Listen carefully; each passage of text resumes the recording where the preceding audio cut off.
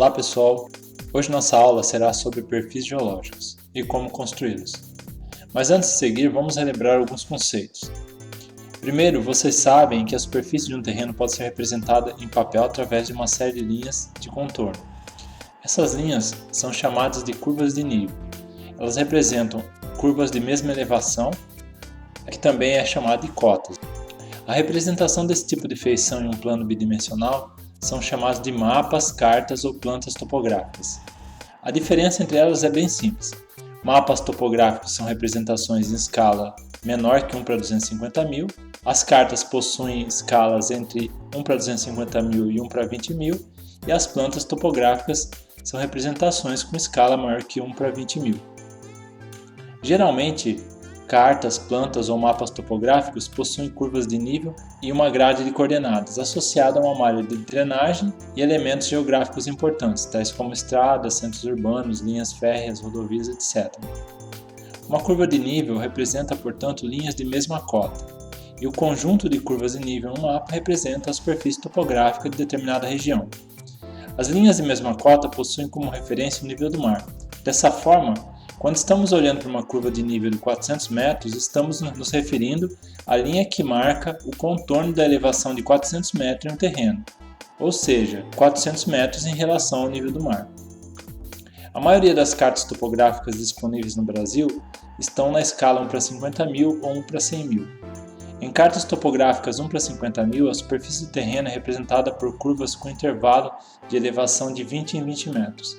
Ou seja, a cada 20 metros de elevação do terreno, teremos uma curva de nível representando o contorno desse terreno. Mapas com escala de maior detalhe, por exemplo 1 para 10 mil, possuem intervalo menor entre as curvas de nível, geralmente de 5 em 5 metros, o que faz com que a topografia seja desenhada com um detalhe muito maior. Já cartas em escalas de menor detalhe, como por exemplo 1 para 100 mil, as curvas de nível são representadas de 50 em 50 metros. Portanto, ao executar a cartografia geológica de uma área, é necessário que se leve em consideração a escala que está sendo executada, para que assim vocês adotem como referência uma planta, uma carta ou um mapa topográfico que seja compatível com a cartografia.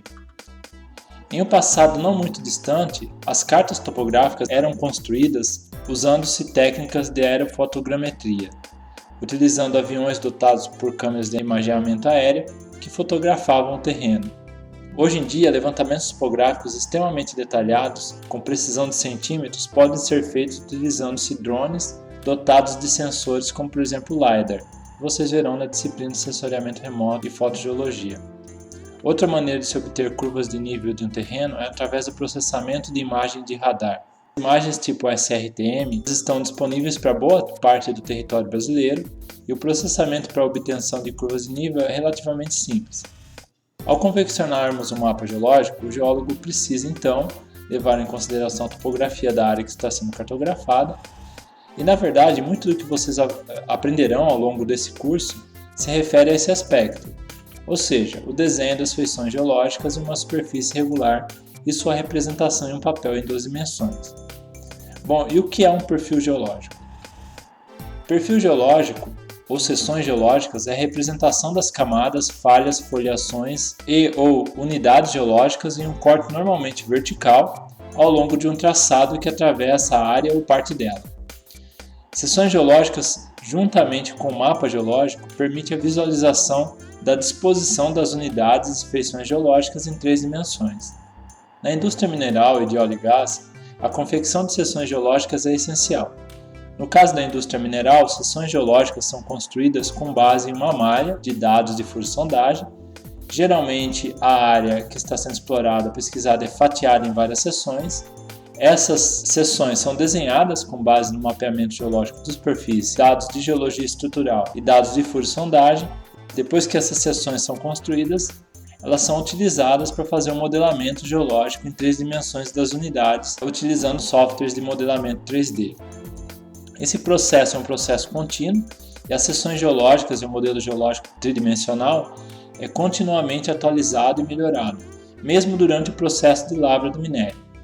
Na indústria de óleo e gás não é muito diferente. Seções geológicas são confeccionadas com a ajuda de dados de levantamentos geofísicos, que será utilizada para desenhar a disposição das camadas de rocha, falhas dobras, etc., ao longo de uma seção geológica. Portanto, é bem provável que a vida profissional de boa parte de vocês seja dedicada à confecção de seções geológicas e ao desenvolvimento de modelos geológicos tridimensionais. Mas hoje nós vamos falar de um tipo específico de seção geológica um pouquinho mais simples, mas que ainda assim é essencial nos trabalhos de geologia, especialmente os de cartografia geológica, que são os perfis geológicos. A orientação de um perfil geológico ela deve levar em consideração dois aspectos. O primeiro é que o perfil tem que estar orientado o mais perpendicularmente possível à orientação das camadas. Segundo, deve cortar o maior número possível de camadas e estruturas geológicas existentes. Definida a orientação e a posição do perfil, a primeira coisa que precisamos fazer é desenhar a topografia do terreno ao longo do perfil.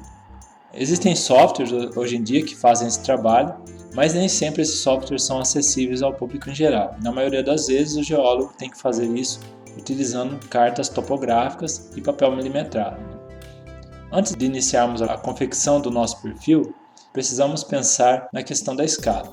Um perfil ele tem um eixo horizontal, que é dado por infinitas coordenadas x e y, e um eixo vertical, que podemos chamar de z. Normalmente, o eixo horizontal possui a mesma escala do mapa geológico, a partir do qual o perfil está sendo construído. Por exemplo, se o mapa geológico está na escala 1 para 50.000, 1 centímetro nesse mapa vale 500 metros, assim o eixo horizontal da seção, 1 centímetro também valerá 500 metros. Entretanto, no eixo vertical, a escala pode ser diferente da escala horizontal. A isso chamamos de exagero vertical.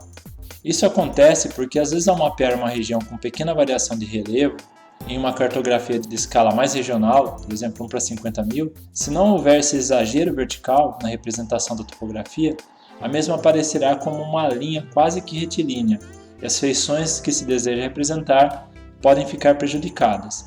Então o primeiro passo é definir o exagero vertical que se pretende utilizar. Esse exagero pode ser de 2 vezes, 3 vezes, 5 vezes, 10 vezes, etc.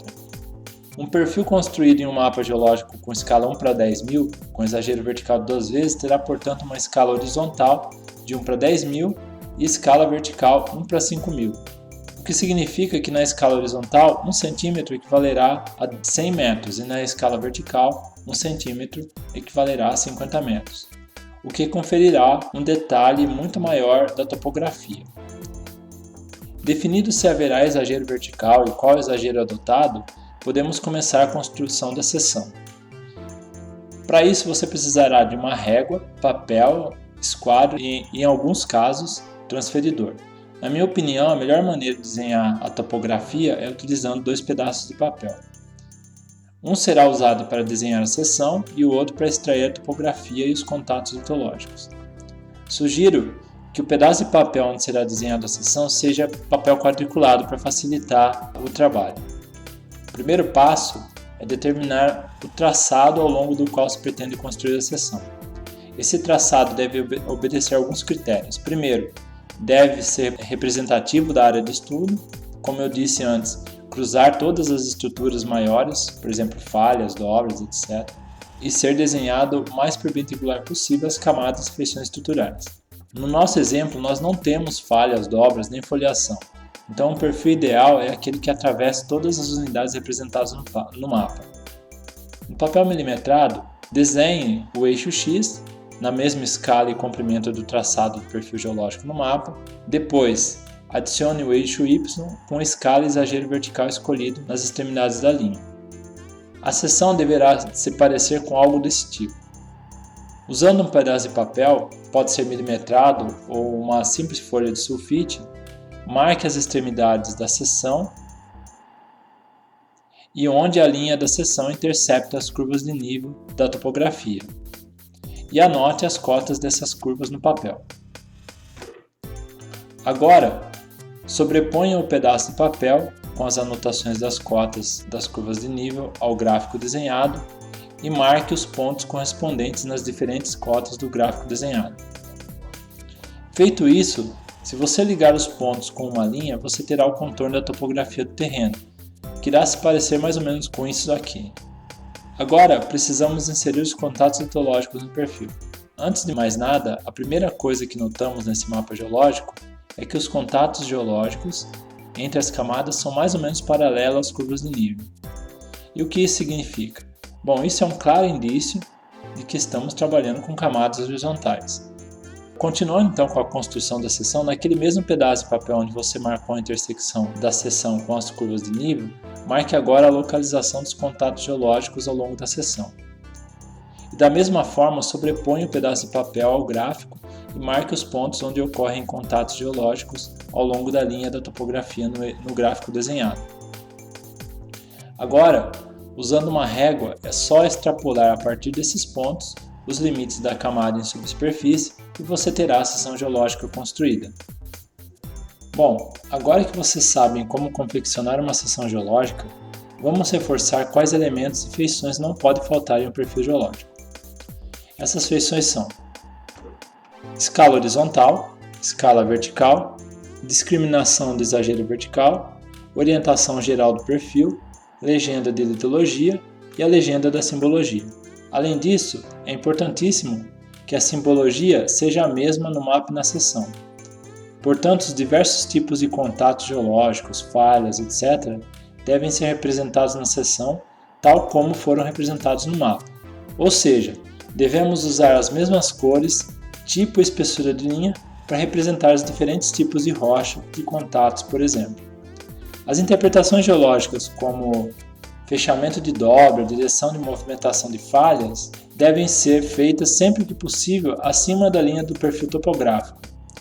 Interpretações como essa são interessantes, pois ajudam as pessoas que estiverem lendo o seu mapa e seu perfil a entender a estruturação das rochas da área, mas é importante que elas sejam acima do perfil topográfico para que o leitor entenda que se trata apenas de uma interpretação. Bom, vocês viram que quando as camadas são horizontais, a representação das unidades no perfil geológico é relativamente simples e é feito extrapolando-se o ponto de contato para o interior do relevo através de uma linha horizontal. Quando as camadas são inclinadas, a representação das camadas muitas vezes precisará de algumas correções. Por exemplo, em uma seção exatamente perpendicular à inclinação das camadas, onde não houve exagero vertical da topografia, as camadas serão representadas com o ângulo de mergulho da camada. O mergulho de uma camada, vocês sabem, é aquele ângulo que mede a declividade máxima medida em um plano vertical perpendicular à sua direção, como vemos nessa figura, também chamado de mergulho verdadeiro. Para ilustrar, se eu tenho uma camada que mergulha a 45 graus para SW e o meu perfil foi traçado perpendicularmente à orientação dessa camada, ou seja, o traçado do perfil tem orientação SW-NE, essa camada será desenhada com inclinação de 45 graus no perfil. A primeira coisa que é preciso lembrar é que quando estamos trabalhando com exagero vertical, precisamos fazer uma pequena correção na inclinação das estruturas representadas no perfil. Isso porque, ao adicionar um exagero vertical no perfil, o desenho das estruturas tendem a ficar mais inclinados, pois é como se eu estivesse esticando o desenho no eixo Z. Veja essa pequena animação para que vocês entendam.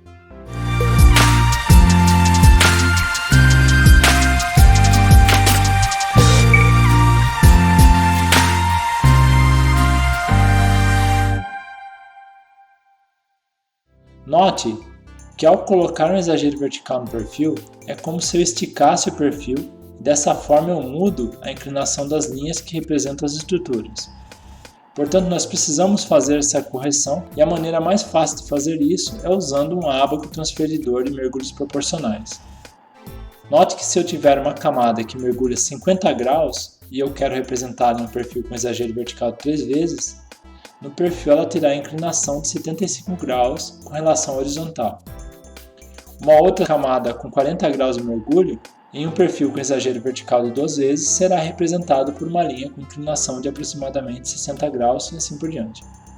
Então lembre-se, ao fazer um perfil com exagero vertical, é necessário sempre calcular o mergulho proporcional. Mas e quando as camadas são inclinadas e a seção não é exatamente perpendicular à inclinação das camadas? Nessa situação, o ângulo de mergulho das camadas nessa seção será sempre menor que o mergulho verdadeiro, e nesse caso é denominado mergulho aparente. Nessa figura, temos um bloco diagrama que mostra a diferença. Nelas, as camadas mergulham com 42 graus de inclinação e, portanto, em um corte perpendicular, o ângulo de inclinação das camadas será de 42 graus. Note, entretanto, que conforme eu mudo a direção do plano de corte, o ângulo vai diminuindo cada vez mais. Em um corte paralelo à direção das camadas, as camadas aparecerão como se fossem horizontais, ou seja, com mergulho aparente de 0 graus. Isso serve de alerta, pois nem sempre o mergulho das camadas que estamos vendo em um afloramento no campo é o mergulho verdadeiro dessa camada. A pergunta que vocês devem estar fazendo agora é: como fazemos para calcular o mergulho aparente de uma camada em um perfil quando o perfil não é perpendicular à direção dessa camada? Bom, para isso existem ábacos de cálculo de mergulho aparente, como esse daqui, mas também vocês podem fazer por métodos gráficos. Nessa aula, tratarei apenas da utilização de ábacos de cálculo de mergulho aparente. A primeira coisa que precisamos fazer é, usando o transferidor, ir no mapa e calcular qual o ângulo entre o traçado do perfil e a direção da camada. Nesse mapa do exemplo, o traçado da seção cruza com a mesma camada de rocha em dois ângulos diferentes. Note que na parte inferior do mapa, o ângulo entre a direção da camada e o perfil é de 45 graus, enquanto que na parte superior, o ângulo é de 90 graus, ou seja, perpendicular. Note também que a camada em ambos os casos mergulha com 50 graus de inclinação. Esse é o mergulho verdadeiro da camada. Calculando o mergulho aparente da porção onde a direção da camada não é perpendicular ao traçado do perfil, obteremos um valor de mergulho de aproximadamente 40 graus. E obtemos esse valor marcando, na parte inferior do ábaco, o ângulo entre a direção da camada e a direção do perfil, na linha do meio do ábaco, o mergulho verdadeiro da camada, ou seja, aquele que aparece na notação estrutural do mapa, e agora, usando uma régua, ligamos os dois pontos no ábaco e projetamos até a parte superior, que nos fornecerá o mergulho aparente que deverá ser usado para construir a seção. Feito isso, se sua seção não possui exagero vertical, é só usar um transferidor e plotar as camadas com o valor de mergulho aparente. Se houver, entretanto, um exagero vertical, você irá pegar o valor de mergulho aparente e usar o outro ábaco, o ábaco de mergulhos proporcionais, para calcular qual o ângulo de mergulho proporcional da camada e assim poder construir a sua seção. Bom, pessoal, por hoje é isso, temos alguns exercícios para serem resolvidos e nos encontramos logo mais na sessão de dúvidas. Até mais!